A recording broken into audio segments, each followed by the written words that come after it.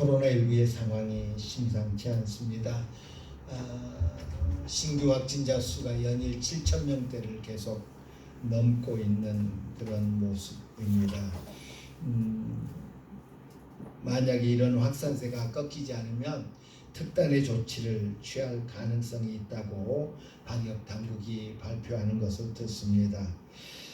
특별히 우리 아이들, 초등학생, 중학생의 확진자 수가 심상치 않습니다. 최근 4주간, 한 달 동안 이 소아청소년의 확진자 수를 보면 우리 초등학생에 해당하는 아이들이 약 2,000명, 한 달 동안 2,000명이 발생했다고, 2,000명이 넘게 발생했다고 그러고요. 중학생에 해당하는 아이들이 약 1,000명이 넘는 아이들이 감염됐다고 합니다. 건강한 청소년도 코로나19에 감염될 경우 17%가 입원 치료를 하여야 될 정도, 그러니까 중증으로 이렇게 발전한다는 이야기죠.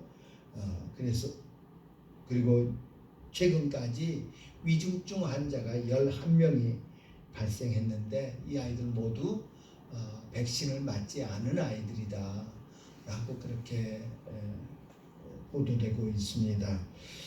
지난 7월에 고등학교 3학년들은 다 맞았지요. 그래서 아무 탈 없이 수능도 치를 수 있었는데 16세, 17세의 경우는 2차 접종률까지 60%가 되었다고 그럽니다. 그래서 그 아이들은 감염하는 그 비율이 낮아지고 있는데 그렇지 못한 중학생들, 초등학생들은 감염 확산세가 심상치 않다.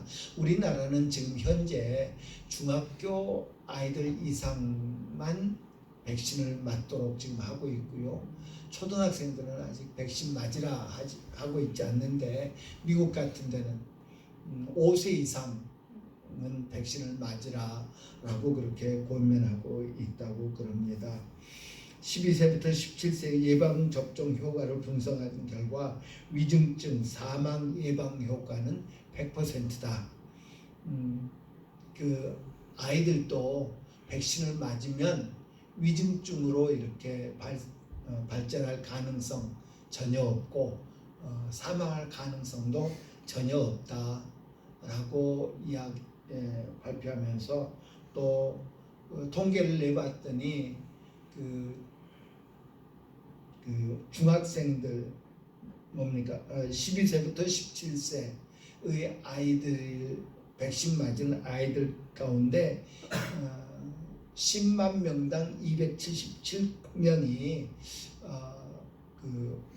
좀 이상 반응이 나타났는데 거의 대부분 일반 이상 반응이었고 그 아나필락시스라고 하는 쇼크 현상이죠. 그런 얘가 12건 발생했지만 모두 정상으로 회복됐다고 그럽니다.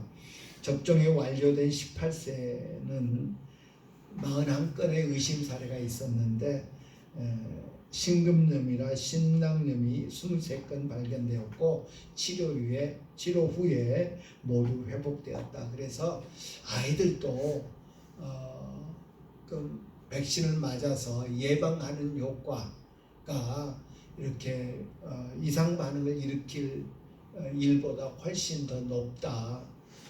따라서 백신을 맞게 하는 것들이 좋다라고 발표하는 것을 들었습니다. 2022년은 이제 서서히 마무리하면서 2022년을 계획합니다.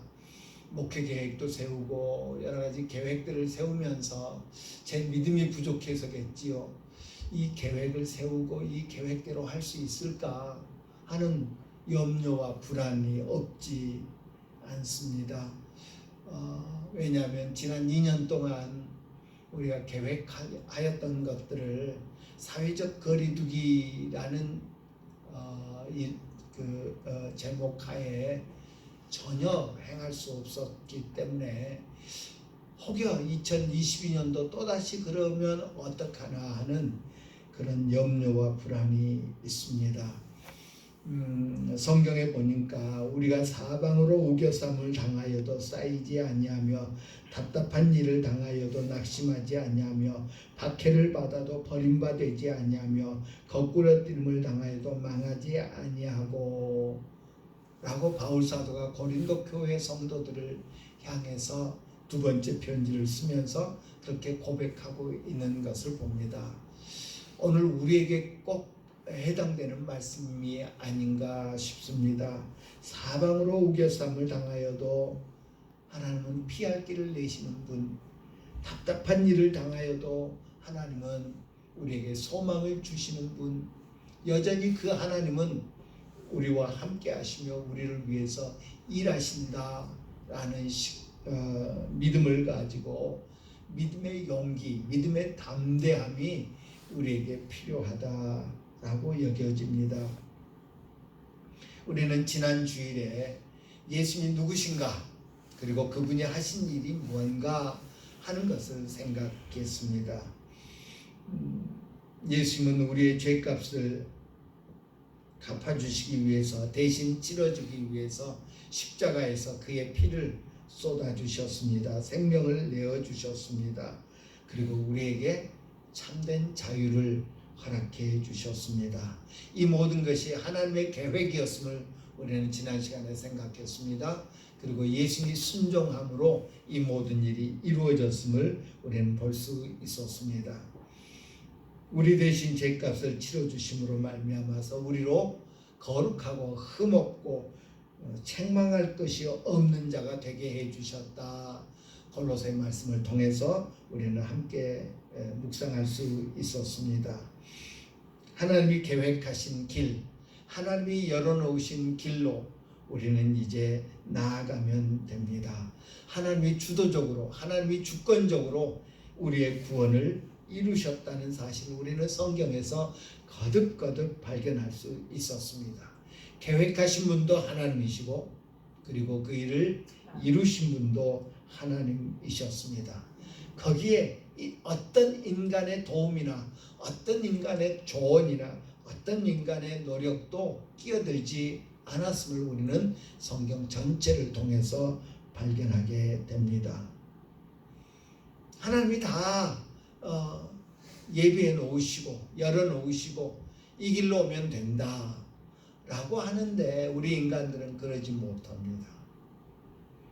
우리 인간들은 이해하지 못하고 우리 인간들은 받아들이지 못하고, 그리고 엉뚱한 길로 가고 다른 일을 하려고 애쓰고 내 스스로 어떻게 그 문제를 해결하려고 애쓰는 그런 우리의 모습들이더라라는 것입니다. 하나님의 말씀에 불순종하고 범죄한 아담과 하와는 그 문제를 자기들 스스로 해결해 보려고 무화과 나뭇잎으로 옷을 만들어 입는 그런 모습을 우리는 창세기 3장에서 읽을 수 있죠. 분명히 아버지로부터 하나님께 제사 드릴 때는 이렇게 제사 드려야 된다라는 말을 들었을 텐데, 가인은 땅의 소산물을 가지고 하나님께 제사 드리다가 하나님의 거절하심을 경험했습니다. 그리고 더 큰 죄를 짓는, 살인하는 죄를 짓는 그런 안타까운 모습을 보입니다. 왜 이렇게 해도 되겠지, 이렇게 해도 될 거야, 괜찮을 거야 하는 자기 생각, 자기 판단에 의존하는 그런, 요즘 말로 하면 그런 신앙생활이었기 때문입니다. 아론의 아들들이, 아론의 대제사장이요, 아론의 아들들이 제사장으로서의 직무를 감당하죠. 아론의 아들 가운데 나답과 아비후라고 하는 아들들이 있었는데, 그들이 매일 성소에 들어가서 하나님을 섬기는 그런 일을 하고 있었습니다. 매일 성소에 들어가서, 지성소는 1년에 한 번만 들어가지만 이제 제사장들이 매일 성소에 들어가서 이제 그 향단의 향을 사르고 촛대에 기름을 부어서 그 불이 다시 이렇게 사그라들지 않게 만들고 진설병에 떡을 이렇게 바꿔놓고 하는 그런 일을 하지요. 어느 날도 여전히 그 일을 하다가 하나님이 그들을 쳐서 그 자리에서 죽었습니다. 나답과 아비후가. 왜요? 하나님이 정하지 않은 불로 향단의 향을 사르고 촛대에 불을 붙였기 때문입니다. 하나님이 정하지 않은 방법, 아무거나 하면 어때? 라는 인간적인 생각이 그들을 죽음에 이르게 했더라라는 것입니다. 솔로몬 왕이 죽은 다음에 이스라엘 나라가 남과 북으로 나뉘지요. 남쪽 나라를 유다, 북쪽 나라를 이스라엘로 부르게 됩니다. 북이스라엘의 초대 왕이 되었던 여로보암은 자기 백성들이 예루살렘을 드나들면서 남쪽에 있는 예루살렘을 드나들면서 그 예루살렘 유다 왕국과 친해져 가지고 자기를 배반할까 봐 염려가 됐습니다. 그래서 단과 베델과 단에 제단을 세웁니다. 금송아지를 만들어서 베델과 단에 모셔놓습니다. 그리고 그들로 하여금 예루살렘에 갈 필요가 없다. 여기서 하나님께 제사 드리면 된다. 이것이 하나님이다. 금송아지를 하나님이라고 하면서 거기서 하나님께 제사 드리게 합니다. 레위 사람들이 제사장의 직분을 감당하도록 하나님이 지명하셨는데 레위인들은 남쪽에 있거든요. 유다에 속해 있어서 레위인들이 없으니까 일반인들을 제사장으로 임명합니다. 그래서 제사장 직분을 하게 합니다. 그런가 하면 남쪽에 유월절, 오순절 혹은 초막절 등등의 대속죄일 등의 절기를 지키는데 그 절기에 갈 필요 없다. 우리끼리 지키면 된다라고 하면서 임의로 날짜를 정해서 절기를 지키게 하는 그런 어리석음을 범합니다. 그 결과 어떻습니까? 북이스라엘은 망할 때까지 전쟁이 끊이지 않습니다. 모반이 왕을 죽이고 왕이 되고 하는 모반이 끊이지 않습니다. 신약은 어떻습니까? 로마서에 보니까 하나님께서 당신이 만드신 피조물 안에 하나님을 알 수 있도록 하기 위해서 능력을, 신성을 넣어주었는데 사람들이 그것 보고는 그것을 만드신 하나님을 섬기는 것이 아니라 그것을 섬기는, 그래서 버러지와 금수의 형상으로 우상을 만들어서 섬기는 그런 어리석음을 범합니다. 바울 사도는 갈라디아 교회 성도들에게 어리석도다 갈라디아 사람들아, 예수 그리스도께서 십자가에 못 박히신 것이 너희 눈앞에 밝히 보이거늘 누가 너희를 꾀되냐 라고 하였습니다. 예수님의 은혜를 체험한 것이 엊그제인데 너희들 어리석게도 왜 벌써 그렇게 속기 떠나느냐? 왜 그러죠? 사람의 생각에 근거한 그런 신앙생활을 하기 때문에 이래도 될 거야, 이래도 되겠지, 이게 더 좋은 것 같은데, 이 방법이 더 좋은 것 같은데, 이 길이 더 이성적이고 합리적인 것 같은데 라는 생각들이 우리에게 있기 때문입니다. 리차드 찰슨이라고 하는 사람이 You Can Be Happy No Matter What 이라는 책을 썼습니다. 우리나라에서도 이 책이 많은 사람들에게 읽혔는데, 우리나라에서는 우리는 사소한 것에 목숨을 건다 라는 제목으로 번역된 책입니다. 우리는 사소한 것에 목숨을 건다. 정작 중요한 것이 무언가 그것을 바라보지 못하고 그 주변 것들을 바라보다가 많은 시간을 허비하고 하는 그런 것들을 이제 조목조목 이렇게 예를 들어서 설명하는 그런 책입니다. 우리 신앙생활도 마찬가지입니다. 우리 주님께서 야 이건 몰라도 돼, 이건 몰라도 돼. 뭐죠? 대표적으로 예수님의 재림의 날짜, 세상 끝날 날짜. 이거는 아버지의 소관이어서 나도 몰라, 니들 몰라도 돼 라는 것이 우리 주님 하신 말씀입니다. 몰라도 된다는 것을 알려고 지금까지 수많은 사람들이 실족하여 넘어졌습니다. 이단에 빠졌어요. 그리고 정작 알아야 될 것, 예수님의 십자가, 예수님의 보혈, 예수님의 십자가를 아는 데는 그렇게 주의를 기울이지 않습니다. 정말 안타깝습니다.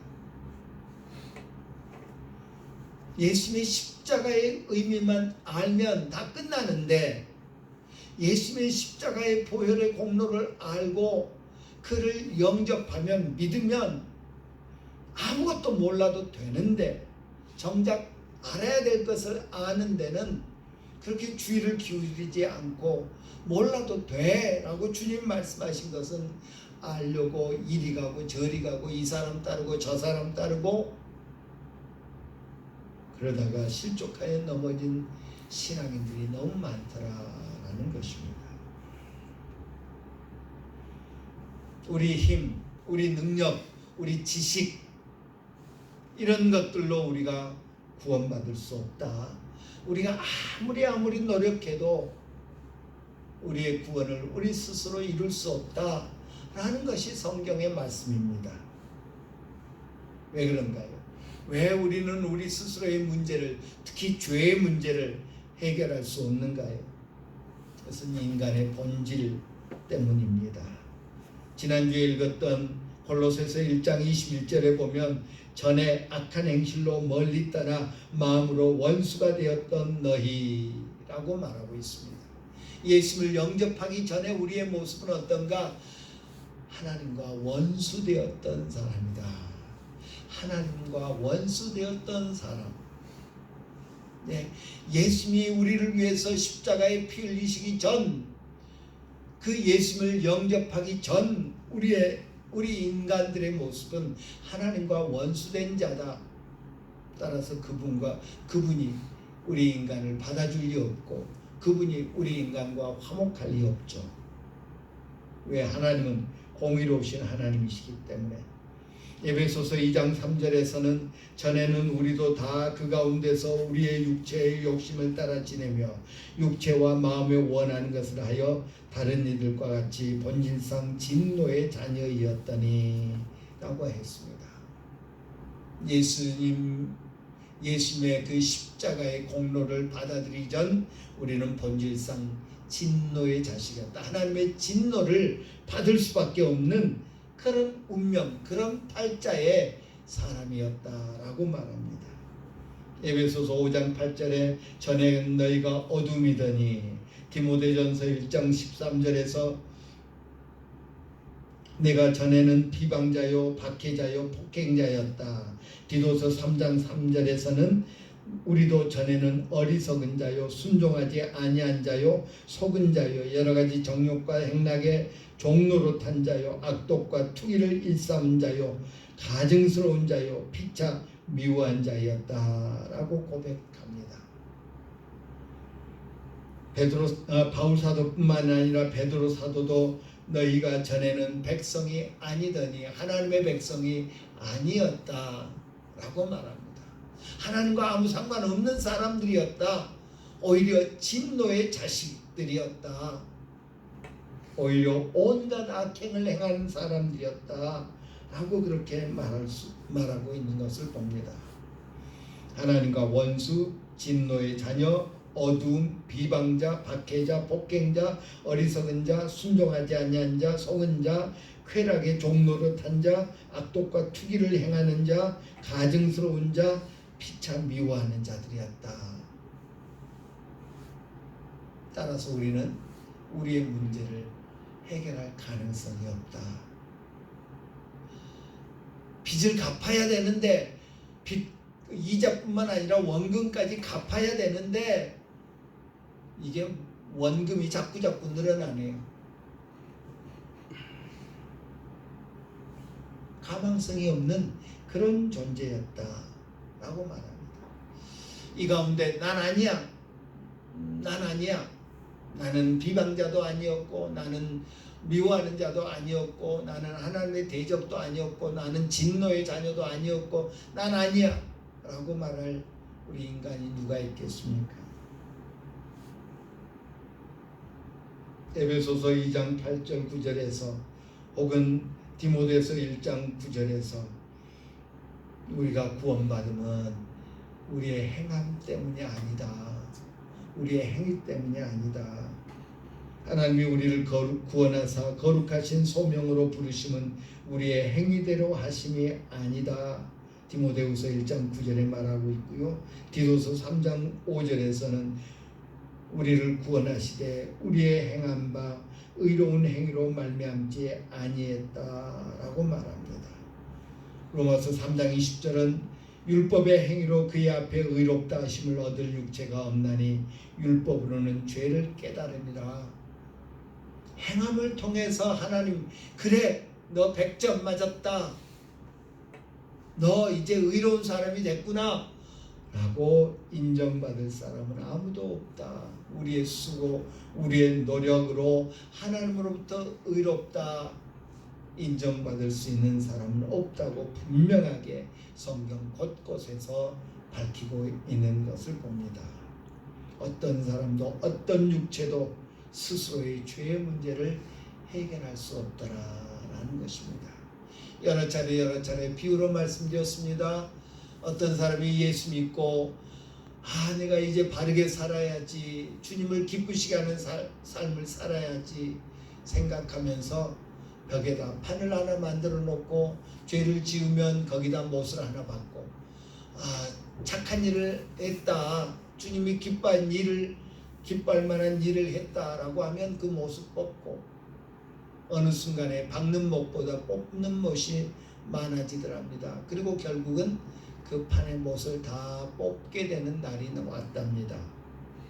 야, 됐다 싶었는데 가만 보니까 그 판에 못 자국이 무수히 많이 남아있더라는 것입니다. 아무리 착한 일을 해도, 아무리 선한 일을 많이 해도 우리를 하나님 앞에서 완전하다라고 그렇게 만들 수는 없더라라는 것입니다. 하나님은 우리 인생의 연약함을 아십니다. 우리 인생 모두는 이렇게 죄 앞에서 무능한 존재들이라는 것입니다. 지난주에 우리 수능 성적이 발표됐죠. 금년 수능이 역대 최고로 어려웠답니다. 그래서 만점자가 전국적으로 딱 1명 나왔다네요. 아주 어려운 수능이었답니다. 우리 학교 다닐 때도 이따금 선생님들이 시험 문제를 내면서 한두 문제 정도는 아주 어려운 문제를 냈던 그런 선생님들 계셔요. 그래서 우리가 이제 학교 다닐 때 그 선생님 욕하죠. 우리 골탕 먹이려고 문제 이렇게 어려운 문제 냈다고. 그런데 그 어려운 문제는 뭐 공부 저처럼 대충 한 학생들이야 어차피 연필 굴릴 거니까 어려우나 쉬우나 큰 차이 없겠습니다만은 공부를 잘하는 학생들에게는 쉬운 문제만 계속 접하다 보면 교만해지게 됩니다. 주의력이 산만해지게 됩니다. 쉽게 생각하게 됩니다. 그래서 때로는 어려운 문제를 통해서 그 문제들 앞에서 겸손하게 만드는 역할도 하게 됩니다. 하나님께서 우리에게 율법을 주시면, 우리 인생들에게 율법을 주시면, 야, 이 문제 풀어봐.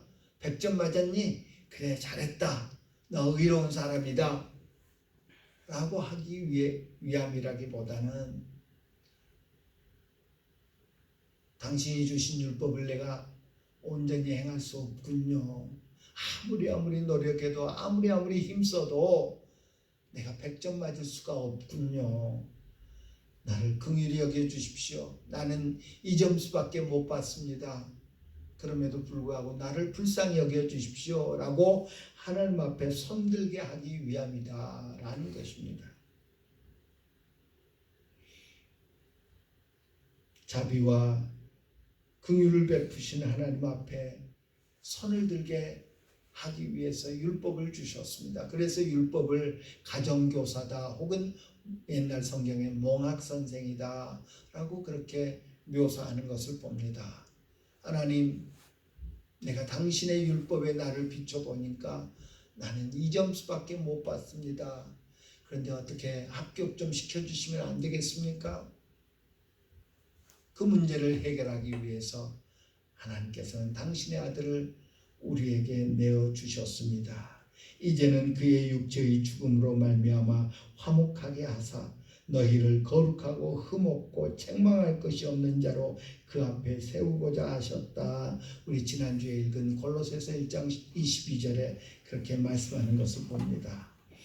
우리에게 있는 대제사장은 우리의 연약함을 동정하지 못하실 리가 아니시요 모든 일에 우리와 똑같이 시험을 받으신 이로되 죄는 없으시니라. 히브리서 4장 15절에서 베드로 사도는 그는 죄를 범하지 아니하시고 그 입에 거짓도 없으시다. 베드로전서 2장 22절에서 요한 사도는 그가 우리 죄를 없애려고 나타나신 것을 너희가 아나니 그에게는 죄가 없으시니라. 요한일서 3장 5절에서 말씀하고 있는 것을 봅니다.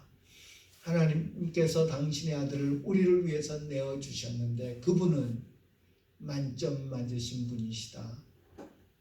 만점이신 분이시다.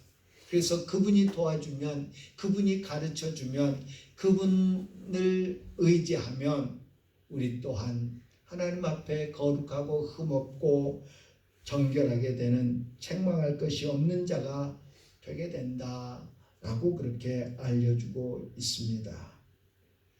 하나님은 이사야 선지자를 통해서 장차 당신이 보내실 구원자 메시아에 대해서 말씀하시기를 그는 강포를 행하지 아니하였고 그의 입에 거짓이 없었으나 그의 무덤이 악인들과 함께 있었으며 그가 죽은 후에 부자와 함께 있었도다 라고 예언하게 하셨습니다. 예수님이 죽으셔서 죄인들이 들어가는 죄의 싹스로 들어가는 무덤에 들어가게 되실 것이고 그것도 부자의 무덤에 아리마대 요셉의 무덤에 들어가게 되는 그런 역사를 미리 말씀해 주신 것을 볼 수 있습니다. 하나님이 죄를 알지 못하신 일을 우리를 대신하여 죄로 삼으신 것은 우리로 하여금 그 안에서 하나님의 의가 되게 하려 하심이라. 고린도후서 5장 21절에서 아주 잘 말씀해 주고 있는 것을 볼 수 있습니다. 죄가 없으신 분이 자발적으로 죄를 뒤집어 쓰셨습니다. 우리의 죄악을 하나님께서 그에게 담당시키셨기 때문입니다. 예수의 피밖에 없네 라는 시리즈 설교를 오늘로 마무리하려고 합니다. 오늘 많은 구절을 인용하면서 왜 우리는 우리 죄의 문제를 해결할 수 없는가? 그렇다면 예수님은 어떻게 우리 죄를 해결할 수 있는가 하는 것을 살펴보았습니다. 우리에게는 죄를 해결할 어떤 능력, 어떤 가능성도 없음을 우리는 인정하여야 할 것입니다. 그리고 내 스스로 이 죄의 문제를 해결할 수 없기에 천부여 의지 없어서 손들고 옵니다 고백하는 그런 우리들이 되어야 될 것입니다. 선택적인 선택을 하지 맙시다. 믿음에 있어서 선택적인 선택을 하지 않는 그런 우리들이 되기를 바랍니다. 우리 속담에 달면 삼키고 쓰면 뱉는다 라는 말이 있습니다. 우리 믿음에 결코 그래서는 안 된다는 것입니다.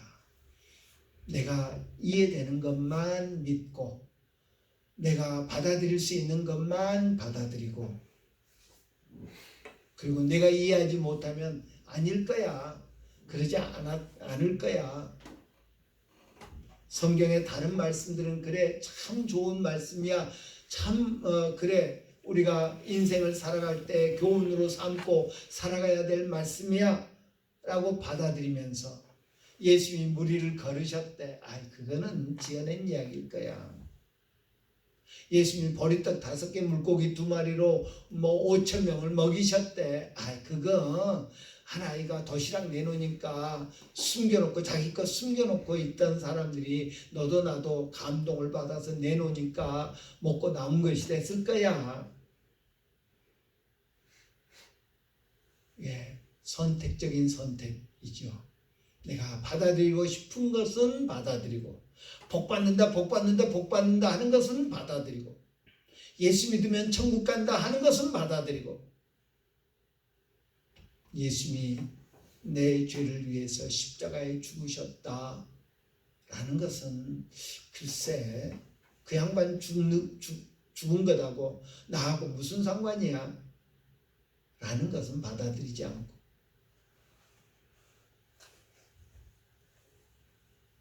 우리의 죄와 그 죄로 인한 멸망을 해결하실 수 있는 유일한 분은 하나님이시요, 그 하나님은 선하시고 신실하시고 무엇보다도 우리를 사랑하시는 분.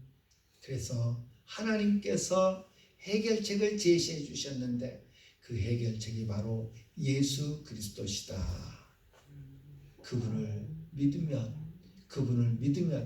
우리는 하나님 앞에 거룩하고 흠없고 책망할 것이 없는 존재가 되어서 하나님께 나아갈 담력을 얻게 된다고 하시는 그 사실을 우리는 기억하여야 할 것입니다.